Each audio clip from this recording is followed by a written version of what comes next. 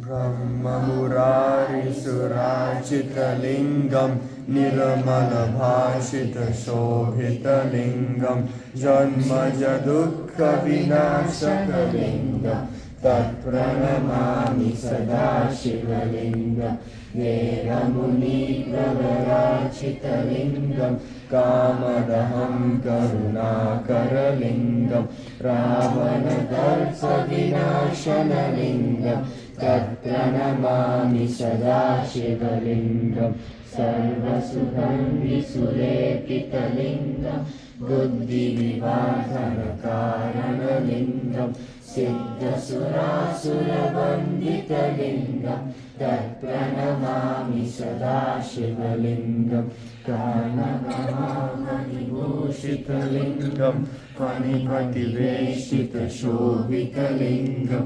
दक्षसुयज्ञविनाशनलिङ्गं तत्प्रणमामि सदा शिवलिङ्गं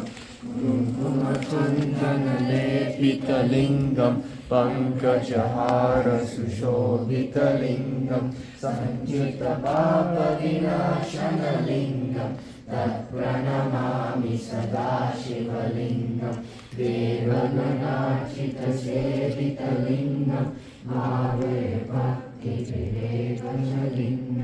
दिनकरकोटिप्रभाकरलिङ्गं तत्प्रणमामि सदा शिवलिङ्गम् अष्टदलोपरिवेशितलिङ्गं सर्वसमुद्भवकारणलिङ्गम् अष्टदरिद्रविनाशनलिङ्गं तत्प्रणमामि सदा शिवलिङ्गं सुरगुरुसुरवरपूजितलिङ्गं सुरवरपुष्पसदाचितलिङ्गं परात्परं परमात्मकलिङ्गं तत्प्रणमामि सदा शिवलिङ्गं